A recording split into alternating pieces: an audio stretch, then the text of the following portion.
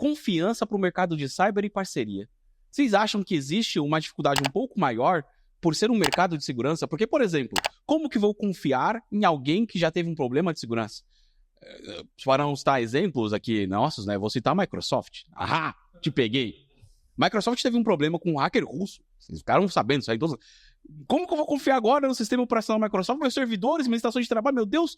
Então, sei lá, talvez para parceria, como é que eu vou fazer parceria com uma empresa que já teve um vazamento? Essa questão de regionalização e de parceria inserida no mercado de cyber, ela tem algum cuidado especial a mais que a gente precisa ter?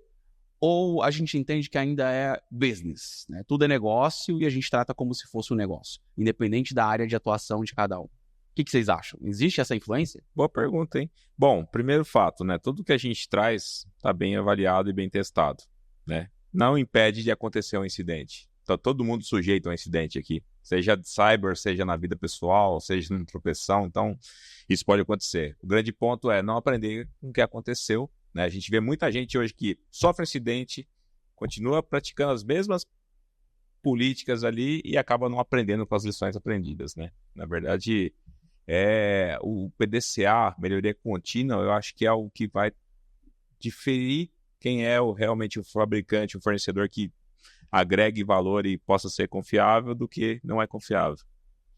Se no nosso relacionamento eu tive um problema de incidente, o que importa é como eu lidei com esse incidente. Certo? E se você aprendeu com isso, né, cara? Exato. Então temos que procurar parceiros que aprendam com os seus próprios erros, assim como nós tentamos aprender com os nossos mesmos.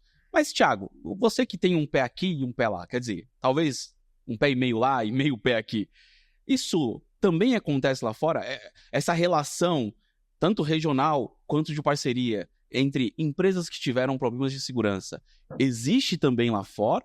É uma coisa que você consegue enxergar ou é só viagem de quem está falando aqui agora? Assim, com relação a regionalismo, por exemplo, nos Estados Unidos tem muito pouco, né? Inclusive, hoje é muito difícil, assim, as empresas pós-pandemia, elas ficaram realmente etéreas, né? Não existe. Você pode até falar, onde que é a sede? A sede da empresa é New Jersey, é Texas, mas é uma sede fiscal, né? Porque as pessoas estão 100%, em muitos casos, espalhadas por aí. Então, não tem muito esse regionalismo de, não, eu só compro de uma empresa aqui do Texas. Embora o Texas tenha muito regionalismo, mas para a tecnologia, acho que isso é meio... Não tem como, muito difícil. Até porque a empresa pode ser do Texas, mas 99% dos funcionários não estão no Texas e muitas vezes 50% não está nem nos Estados Unidos, né? Os Estados Unidos está adotando muito a parte de desenvolvimento, a parte técnica, terceirizada em outros países, né? Ucrânia ainda, o leste europeu, como um todo, em muitos casos, é a parte de tecnologia e desenvolvimento dessas empresas. Então não tem tanto, né? Você pode ter um cara na Flórida, né, com um perfil latino, vendendo para uma empresa de Nova York e está tudo certo. E um ponto bem interessante disso que você provocou, né, Alexandre, e que o Flávio... Tá provocando as coisas.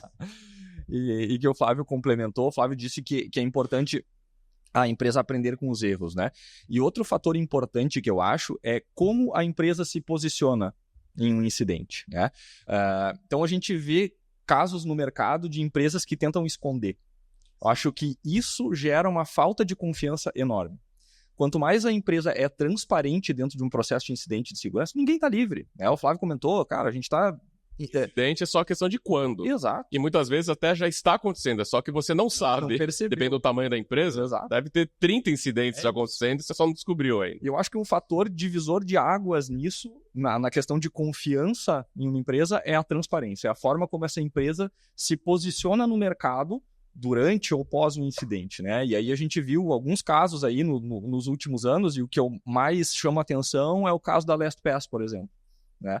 E a LastPass, ela tentou de algumas formas esconder e depois ela teve que divulgar, né? E teve 13 incidentes talvez nos últimos 2 anos, né? Vocês não são parceiros do LastPass, né? Também não usamos. Então tá bom.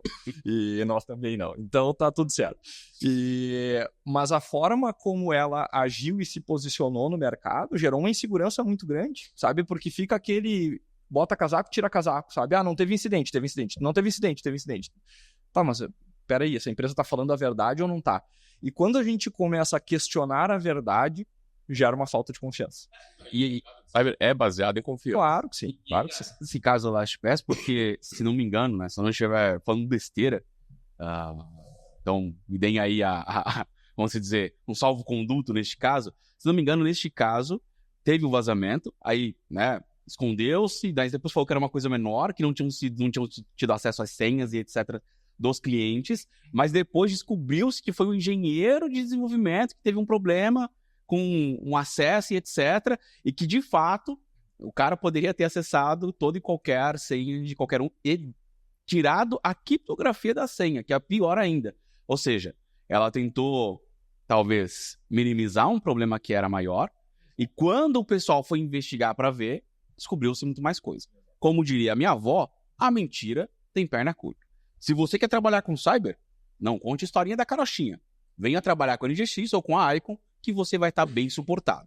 E aí eu queria até perguntar para você, William, como é que a gente lida entre parceiros e clientes com essa questão? Quando o cliente, o parceiro, sofre um incidente de cibersegurança, como é que a gente pode fortalecer a nossa relação e a nossa parceria, mesmo nesses casos? Perfeito. É o apoio incondicional, né? Eu costumo chamar isso dentro do nosso time lá, o apoio incondicional. Então, pegando o caso da NGX, nós somos um parceiro bem reconhecido no Sul por cibersegurança, e de todos os principais incidentes de cibersegurança, ataques de ransomware mesmo, da região sul do país, nós atuamos talvez nos 95% mais críticos, né? Publicamente conhecido, que é o das lojas Renner, nós não atuamos. Em todos os outros que ficaram, sabe, que vocês devem ter ficado sabendo, nós estávamos presentes apoiando na retomada operacional. Né? Então, a NGX é uma referência no Sul para resposta a incidente de cibersegurança, principalmente em incidente de ransomware.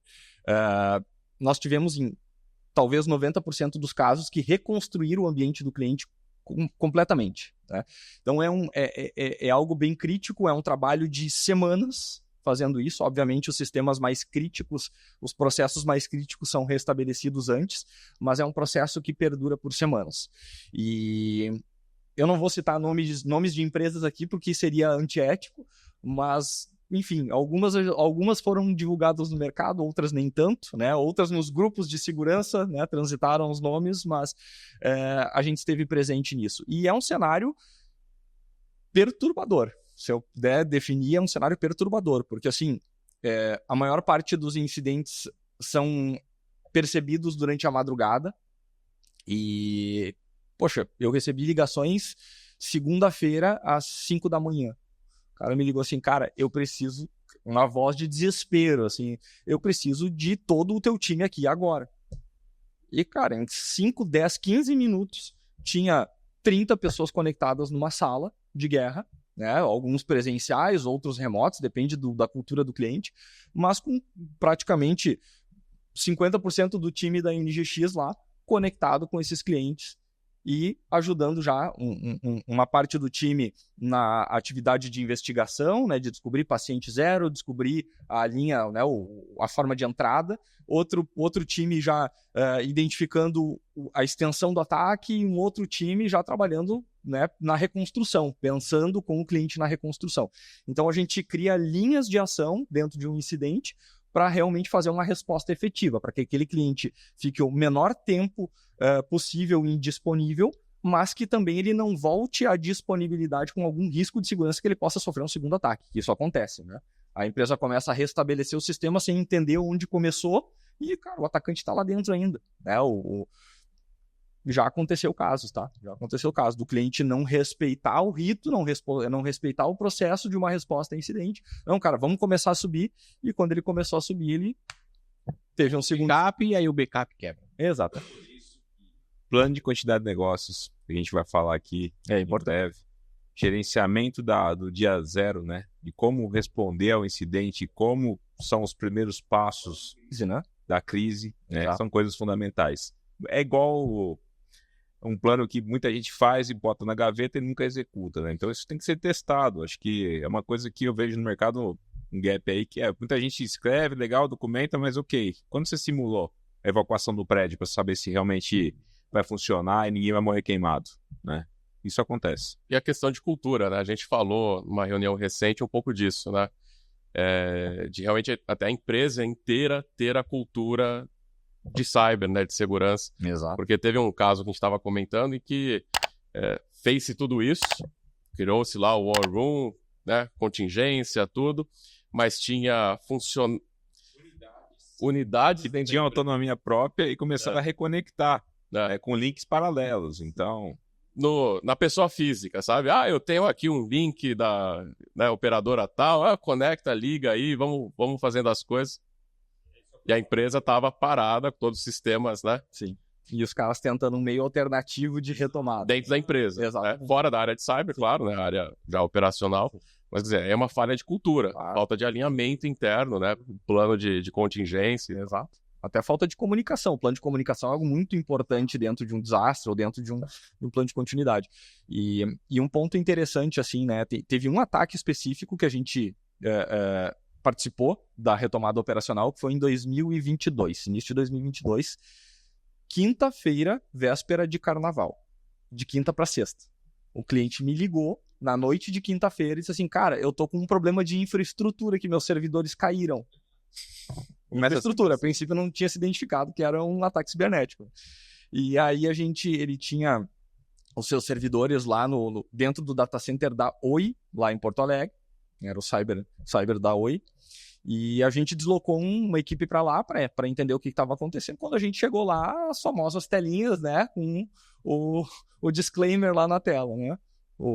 bits da vida. Exatamente. E aí a gente identificou que realmente era um ataque cibernético e precisava de uma ação. Bom, começou-se a mobilização da sala de guerra. Esse cliente especificamente, ele trabalhava de forma muito presencial e ele quis que a gente fizesse uma War Room presencial. Então, na sexta-feira de manhã, estávamos todos presentes lá, começamos a organizar tudo e a gente começou a falar para ele, cara, tu tem que dar uma olhada para os teus prestadores de serviço. E não, disso aí a gente vê depois. A gente vê depois.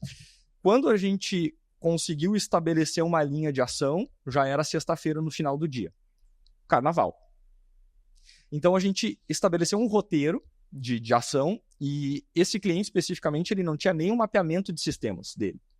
Não tinha nada de documentação de nada. Lá era maturidade baixa. E, poxa, quando a gente chegou no sábado para trabalhar, a gente estava num quadro discutindo qual era a ordem de retorno operacional de processos e sistemas críticos. Não tinha isso. Quando a gente conseguiu estabelecer essa ordem no sábado, eles começaram a ligar para os prestadores de serviço para a gente reconstruir os ambientes. Carnaval, estava todo mundo na praia. Os contratos que eles tinham com esses prestadores de serviços não previam atendimento em plantão, 24/7. Alguns deles eles não tinham nem o contato de plantão, o contato do account manager. O account manager desse parceiro não atendia, porque era feriado de carnaval. Então, assim, a gente começou a reconstruir o ambiente e muitos sistemas críticos ficaram parados até a quarta-feira de cinzas, até eles conseguirem contatar alguém para vir reinstalar ou para conectar remotamente para instalar. Então, assim, a gente presta muito atenção muitas vezes na tecnologia e a gente não para ver, como o Flávio falou, algumas nuances do plano de continuidade que nos dariam uma tração maior dentro de uma recuperação de desastre, dentro de um plano de retomada operacional. Então isso é muito importante da gente discutir no dia a dia e priorizar tudo que a gente precisa fazer para que casos como esse não aconteçam, né? Então, poxa, a gente tem que ficar atento até com o tipo de contrato que a gente tem com o prestador de serviço para saber se aquele cara vai estar disponível em um incidente de segurança. Então, são coisas que muitas vezes as empresas não se dão conta e que a gente acaba levando, até como NGX, muitas vezes, nas sensibilizações executivas, né, que a gente faz com alta gestão, com board das companhias, para levar esse discurso, né? Poxa, vocês precisam ficar atentos a isso. Então, é algo que a gente vê no mercado que faz a diferença. E é uma parte, acho que, tão importante quanto a tecnologia. Exato. Porque, né, a gente sempre acha que vai precisar, mas e quando precisa? Né? Cadê a mangueira? Como é que eu apago o fogo? Como é que... Thiago, a tecnologia estava pronta. No sábado, no domingo, muitos servidores já estavam restabelecidos. Poxa, tem que reinstalar o sistema, banco de dados, muitas vezes tem o DBA ali, o cara restaura o banco, tá tudo certo. Mas tem que reinstalar toda uma aplicação, fazer conexões de API, as integrações e tal. Não tinha ninguém. E aí? Desculpa, William. Não, cara. Muitas vezes os processos são mais importantes que a tecnologia. Como é que eu continuo rodando meu negócio se eu não tiver tecnologia? Esse é o ponto. Segurança hoje não é só CTI ou só sistemas. A gente estava além disso.